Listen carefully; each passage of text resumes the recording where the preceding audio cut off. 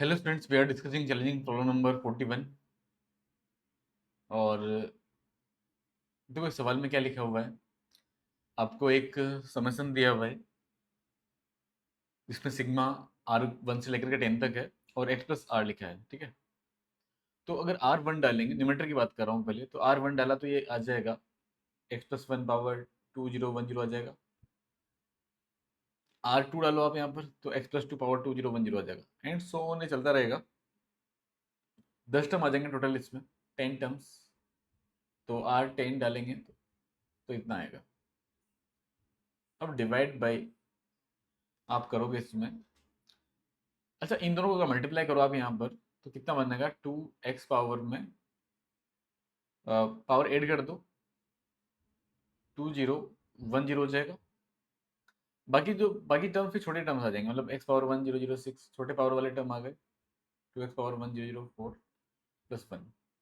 अब लिमिट लगा हुआ है, और देखो यहाँ पे लिमिट का एक बहुत अच्छा कॉन्सेप्ट यूज होगा जिसको हम लॉ ऑफ लव बोल देते हैं, या फिर जिसको बोलते हैं कि लिमिट जब x टेंडिंग टू इन्फिनिटी होता है और ऊपर एल्जेब्रिक एक्सप्रेशन होता है, नीचे भी एल्जेब्रिक एक्सप्रेशन होता है, तो उस केस में क्या करते हैं कि देखते हैं कि दोनों का दोनों जो पॉलिनोमियल है, दोनों अलजेब्रिक एक्सप्रेशन है, उसमें पावर किसका बड़ा है। अगर ऊपर वाले का बड़ा है तो आंसर इन्फिनिटी या फिर माइनस इन्फिनिटी आता है, डिपेंड करता है कि कोएफिशिएंट क्या है, दोनों का जो कोएफिशिएंट है वो क्या है।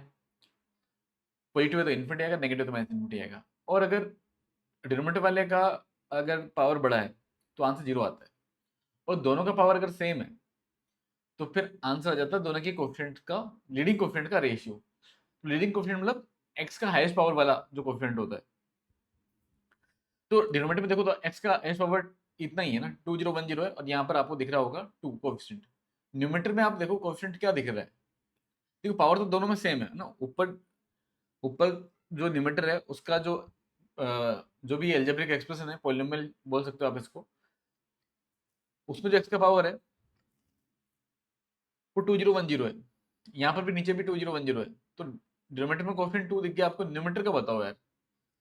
तो न्यूमेरेटर में अगर आप देखोगे तो x पावर 2010 है यहाँ पर। तो अगर आप बाइनोमियल का यूज करके इसको अगर ओपन करो तो सी जीरो से स्टार्ट करना पड़ेगा आपको यहाँ पर फर्स्ट टर्म के लिए, और सबसे हाईएस्ट पावर तो वही आएगा, है ना, 1 पावर 0 हो जाएगा। तो सबसे बड़ा टर्म के लिए तो आपको इसका वैल्यू कितना हो जाएगा, 1 हो जाएगा। यानी ऐसे अरे को अगर आप ओपन करते हो यहाँ पर तो जो x पावर 2010 है वो कितनी बार आएगा, मतलब एक बार यहाँ पे, एक बार यहाँ पे, 10 टर्म है तो 10 बार आएगा। तो आपको लगता नहीं ये 10 हो जाएगा, है ना, मतलब x पावर 2010 10 बार आएगा तो 10 टाइम हो जाएगा। ठीक है ना, तो लीडिंग टर्म्स के कोएफिशिएंट का रेशियो 10, तो ऊपर है नीचे 2 है तो 5 आंसर हो जाएगा। ठीक है, इस सवाल का आंसर आ जाएगा 5। आई होप सभी स्टूडेंट को समझ में आ गया होगा जो हमने यहाँ पर डिस्कस किया। और नेक्स्ट चैलेंजिंग प्रॉब्लम या नेक्स्ट होमवर्क क्वेश्चन आप ले लो, क्वेश्चन नंबर 42। ठीक है, तो ये वाला सवाल आप ट्राई करना, इसका आंसर जो भी आए कमेंट करना, आंसर कमेंट जरूर करना भी जो भी आपका आंसर आए ना, फिर हम इसको डिस्कस करेंगे नेक्स्ट लेक्चर में। तब तक ले इतना ही। ठीक है।